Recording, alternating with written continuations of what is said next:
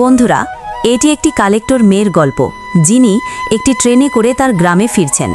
তার মনে অনেক কথা ঘুরছে, কারণ অনেক দিন পর তিনি তার গ্রামে যাচ্ছেন। তিনি গ্রামের কথা ভাবছেন, তার মায়ের কথা ভাবছেন এবং সেই সংগ্রামগুলোর কথা ভাবছেন যেগুলোর মধ্য দিয়ে তিনি এই মর্যাদা অর্জন করেছেন। এমন সময় তার স্টেশন এসে যায় এবং তিনি স্টেশনে নেমে পড়েন। নামার পর তিনি উৎফুল্লভাবে স্টেশন থেকে বের হতে শুরু করেন। কিন্তু রেলওয়ে স্টেশনের সিঁড়িতে পৌঁছানোর সাথে সাথে হঠাৎ তার দৃষ্টি একজন ভিখারির উপর পড়ে। প্রথমে তিনি সেখান থেকে চলে যান, কিন্তু আবার ফিরে এসে সেই ভিখারির দিকে মনোযোগ দিয়ে তাকাতে থাকেন। ভিখারি তার বাটিতে কিছু খুচরো পয়সা গুনছিলেন এবং খুব মনোযোগ দিয়ে সেগুলোর দিকে তাকাচ্ছিলেন। এরপর মেয়েটি তার কাছে যান এবং বলেন, মা, আপনি এখানে কিভাবে? এরপর ভিখারি মেয়েটির দিকে তাকান এবং তাকানোর সাথে সাথে তার চোখ থেকে অশ্রু গড়িয়ে পড়তে থাকে। কে ছিল এই মেয়েটি এবং কে ছিল এই ভিখারি যাকে তিনি মা বলছিলেন? যদি এই ভিখারি সত্যিই তার মা হন, তাহলে তিনি এখানে ভিক্ষা কেন করছেন? পুরো গল্পের সত্যতা জানতে ভিডিওতে একটা লাইক দিয়ে শেষ পর্যন্ত দেখুন। বন্ধুরা, একটি ছোট গ্রামে একটি সুখী পরিবার ছিল। পরিবারে ছিলেন বাবা, মা এবং একটি মেয়ে।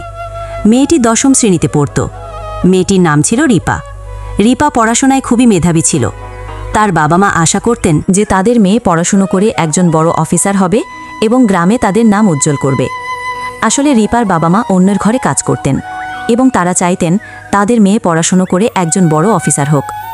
এই কারণে তারা দ্বিতীয় সন্তান নেননি, কারণ তারা জানতেন যে দুটি সন্তান হলে তাদের ভরণ পোষণ করা খুব কঠিন হবে। তারা তাদের সন্তানদের এমন জীবন দিতে চাননি যেমনটা তাদের জীবন ছিল। তাই তারা দ্বিতীয় সন্তান নেননি এবং তাদের একমাত্র মেয়েকে পড়াশুনো করিয়ে বড় অফিসার বানাতে চেয়েছিলেন। ধীরে ধীরে সময় পেরিয়ে যায় এবং রিপা দ্বাদশ শ্রেণী ভালো নম্বরে পাশ করে।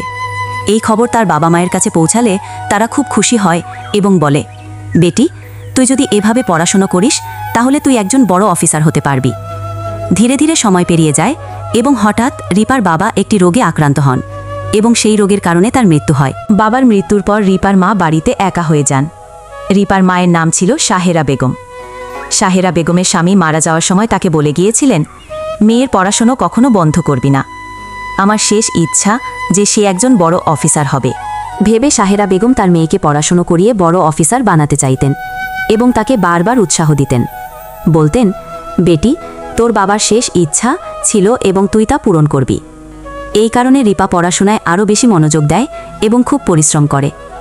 ধীরে ধীরে সময় পেরিয়ে যায় এবং রিপা দ্বাদশ শ্রেণী ভালো নম্বরে পাশ করে। সাহেরা বেগম অন্যের ঘরে কাজ করতেন এবং সেই টাকায় রিপার পড়াশোনার ফি দিতেন। দ্বাদশ শ্রেণী শেষ হবার পর রিপা কাছের শহরের একটি কলেজে গ্র্যাজুয়েশন করতে যায়।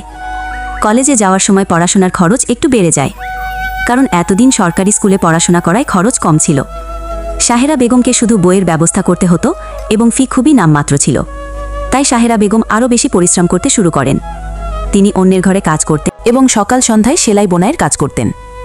রিপা জানত তার মা তার জন্য অনেক পরিশ্রম করছেন, তাই সে আরও বেশি পরিশ্রম করে এবং গ্র্যাজুয়েশনের সাথে সাথে ইউপিএসসির প্রস্তুতি শুরু করে দেয়। কলেজে সে জানতে পারে যে ইউপিএসসি একটি পরীক্ষা যা দিয়ে মানুষ সরাসরি অফিসার হয় এবং জীবন ভালোভাবে কাটাতে পারে। রিপা গ্র্যাজুয়েশনের সাথে ইউপিএসসির প্রস্তুতি নিতে থাকে। ধীরে ধীরে তার গ্র্যাজুয়েশন শেষ হয়।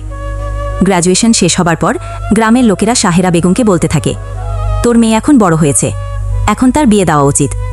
সাহেরা বেগম তাদের বলেন, আমার একমাত্র মেয়ে এবং আমার স্বামীর শেষ ইচ্ছা ছিল যে সে পড়াশুনো করে বড় অফিসার হবে। আমি তাকে প্রথমে অফিসার বানাবো, তারপর বিয়ের কথা ভাবব। এই কথা শুনে গ্রামের লোকেরা তার উপহাস করে এবং বলে, কিভাবে পাগল হয়ে গেছে, তার মেয়েকে অফিসার বানানোর কথা ভাবছে। রিপা গ্র্যাজুয়েশন শেষ হবার পর তাকে ইউপিএসসির প্রস্তুতির জন্য দিল্লি যেতে হবে। রিপা দ্বিধায় পড়ে এবং বাড়িতে চুপচাপ বসে থাকে। সে ভাবে, যদি সে দিল্লি চলে যায় তাহলে তার মায়ের দেখাশোনা কে করবে এবং তার মায়ের কাছে এত টাকা কোথায় যে তার কোচিংয়ে খরচ দেবেন। একদিন সাহেরা বেগম তার মেয়েকে জিজ্ঞাসা করেন, বেটি, তুই আজকাল পড়তে যাস না কেন? রিপা প্রথমে চুপ থাকে, তারপর বলে, না মা, এমন কিছু নয়, আমার পড়াশোনা শেষ হয়েছে, আমি ফর্ম পূরণ করব এবং হয়তো ভালো চাকরি পেয়ে যাব।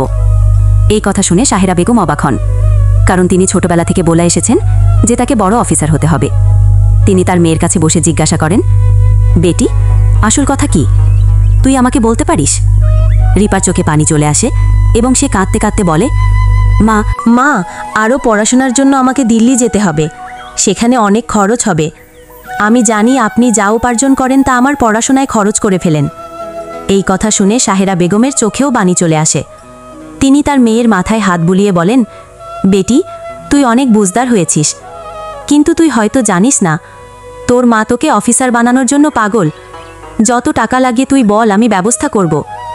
রিপা বলে, মা, অনেক টাকা লাগবে, আপনি এত টাকা কোথায় পাবেন? সাহেরা বেগম বলেন, তুই চিন্তা করিস না, আমি থাকতে তোর কোনো চিন্তা নাই। তোকে পড়াশোনা করতে হবে এবং অফিসার হতে হবে। এরপর রিপা উৎসাহিত হয় এবং বলে, ঠিক আছে মা, আমি অফিসার হয়ে আপনাকে দেখাবো। সাহেরা বেগম জিজ্ঞাসা করেন, বল কত টাকা লাগবে? রিপা বলে, এখনকার জন্য 25,000 টাকা যথেষ্ট। কিন্তু সাহেরা বেগম বলেন, না, এখনকার জন্য নয়, তুই অফিসার হওয়া পর্যন্ত কত টাকা লাগবে বল। রিপা বলে, মা, কমপক্ষে 2.5 লাখ টাকা লাগবে। সাহেরা বেগম বলেন, তুই চিন্তা করিস না, আমি ব্যবস্থা করব। সাহেরা বেগম একজন মহাজনের কাছে যান এবং তার বাড়ি বিক্রি করার কথা বলেন। তার কাছে আর কোনো জমি ছিল না, শুধু সেই বাড়ি ছিল। তিনি ভাবেন, মেয়ের ভবিষ্যতের জন্য বাড়ি বিক্রি করব। মেয়ে অফিসার হলে আবার বাড়ি কিনে নেব। তিনি মহাজনের সাথে কথা বলেন এবং শর্ত রাখেন যেন তার মেয়ে এই কথা না জানে এবং সে চলে যাওয়া পর্যন্ত তারা বাড়িতে থাকতে পারে। মহাজন রাজি হয় এবং বাড়ির বিনিময়ে 1 লাখ টাকা দেয়। সাহেরা বেগম কিছু টাকা ফেরত দেয় এবং বলে, এটি বাড়ির ভাড়া হিসেবে ধরে নাও। বাকি টাকা নিয়ে তিনি বাড়ি ফিরে আসেন। সাহেরা বেগম তার মেয়েকে নিয়ে শহরে যান, একটি ব্যাংক অ্যাকাউন্ট খোলেন এবং সব টাকা জমা করেন। তিনি রিপাকে চেকবুক দিয়ে বলেন, বেটি, এই অ্যাকাউন্টে তোর চেয়ে বেশি টাকা আছে। আমার শেষ আশা যে তুই অফিসার হয়ে ফিরবি। তিনি আরও বলেন, গ্রামের লোকেরা আমাকে তাচ্ছিল্য করে, আমি তাদের মুখোশ খুলতে চাই। তুই অফিসার হয়ে ফিরবি। এই কথায় রিপা আরও উৎসাহিত হয় এবং দিল্লি চলে যায়। দিল্লিতে সে তার কলেজের কিছু বন্ধুদের সাথে পড়াশোনা শুরু করে। সময় পেরিয়ে যায়। রিপা পরীক্ষা দেয়, কিন্তু ফলাফল আসার পর তার আশা ভেঙে যায়, কারণ সে প্রিলিমিনারি পরীক্ষায় উত্তীর্ণ হতে পারেনি। তার সাথের বন্ধুরা হতাশ হয়ে কোচিং ছেড়ে চলে যায়। কিন্তু রিপা তার মায়ের কাছে প্রতিশ্রুতি দিয়েছিল সে অফিসার হয়ে ফিরবে, তাই সে হাল ছাড়ে না এবং আবার পরিশ্রম শুরু করে। দ্বিতীয়বারও সে ব্যর্থ হয়, কিন্তু তৃতীয়বার সে প্রিলিমিনারি, মেন্স এবং ইন্টারভিউ ক্লিয়ার করে কালেক্টর হয়। কালেক্টর হওয়ার খবর পেয়ে রিপা আনন্দে ঝোঁকে পড়ে। সে তড়িঘড়ি ট্রেনের টিকিট করে গ্রামে ফিরে যায়। ট্রেনে বসে সে তার গ্রাম এবং মায়ের কথা ভাবে। স্টেশনে পৌঁছে সে ট্রেন থেকে নামে এবং উৎফুল্লভাবে স্টেশন থেকে বের হতে থাকে। কিন্তু সিঁড়ি দিয়ে নামার সময় তার দৃষ্টি একজন ভিখারির উপর পড়ে। ভিখারিটি কিছু খুচরো পয়সা গুনছিল। রিপা তার কাছে যায় এবং বলে, মা, আপনার এই অবস্থা কিভাবে হলো? ভিখারিটি তার দিকে তাকায় এবং কাঁদতে শুরু করে। সে ছিল রিপার মা সাহেরা বেগম। রিপাও তার মায়ের চোখের জল দেখে কাঁদতে থাকে এবং তাকে জড়িয়ে ধরে। মা, আপনার স্বপ্ন আমি পূরণ করেছি, কিন্তু আপনার এই অবস্থা কিভাবে হলো? সাহেরা বেগম শান্ত হয়ে বলতে শুরু করেন, বেটি, তুই যে টাকা আমি তোর অ্যাকাউন্টে জমা করেছিলাম সেটা আমি বাড়ি বিক্রি করে এনেছিলাম। কিছু টাকা ভাড়ার জন্য দিয়েছিলাম এবং আমি ভাড়াটে হয়ে সেই বাড়িতে থাকতাম। আমি অন্যের ঘরে কাজ করতাম, কিন্তু একটি দুর্ঘটনায় আমার পায়ে আঘাত লাগে। আমি আর কাজ করতে পারিনি। ভাড়া দিতে না পারায় তারা আমাকে বাড়ি থেকে বের করে দেয়, তাই আমি এখানে ভিক্ষা করতে বাধ্য হয়েছি। রিপা তার মাকে নিয়ে গ্রামে ফিরে যায় এবং বাড়ির মালিককে কিছু ভাড়া পরিশোধ করে। সে তার মাকে বলে, মা, এখন আপনি এই বাড়িতে আরামে থাকুন, আমি সময়ে সময়ে আপনার কাছে টাকা পাঠাবো। রিপা প্রশিক্ষণে যায় এবং প্রশিক্ষণের সময় যে বেতন পায় তা তার মায়ের কাছে পাঠায়। একজন বিশ্বস্ত ব্যক্তিকে তার মায়ের দেখাশোনার জন্য নিয়োগ করে। 2 বছর প্রশিক্ষণের পর রিপার পোস্টিং একটি জেলায় হয়। সে তার মাকে সরকারি বাসভবনে নিয়ে যায় এবং সেখানে তার দেখাশোনার জন্য একজন লোক রাখে। 6 মাস পর গ্রাম থেকে কিছু লোক আসে এবং রিপাকে একটি সামাজিক অনুষ্ঠানে আমন্ত্রণ জানায়। তারা বলে, বেটি, তুমি এলে গ্রামের লোকেরা অনুপ্রাণিত হবে। রিপা প্রথমে অস্বীকার করে, কিন্তু গ্রামের লোকেদের জোড়াজুড়িতে রাজি হয়। অনুষ্ঠানের দিন সে তার মাকে নিয়ে গ্রামে যায় এবং স্টেজে উঠে তার মায়ের ত্যাগের গল্প বলে। গ্রামের লোকেরা তার গল্প শুনে কাঁদতে থাকে এবং সাহেরা বেগমের প্রতি তাদের সম্মান বেড়ে যায়। 2 বছর চাকরি করার পর রিপা তার সমপর্যায়ের একজন অফিসারের সাথে বিয়ে করে। বিয়ের আগে সে শর্ত দেয় যে তার মা তাদের সাথে থাকবেন। প্রথমে অফিসার অস্বীকার করেন, কিন্তু গল্প শুনে রাজি হন। রিপা তার মাকে নিয়ে সুখী দাম্পত্য জীবন যাপন করে। বন্ধুরা, মায়ের ভালোবাসা নিঃস্বার্থ। তিনি নিজে কষ্ট সহ্য করেন, কিন্তু সন্তানের কষ্ট মেনে নিতে পারেন না।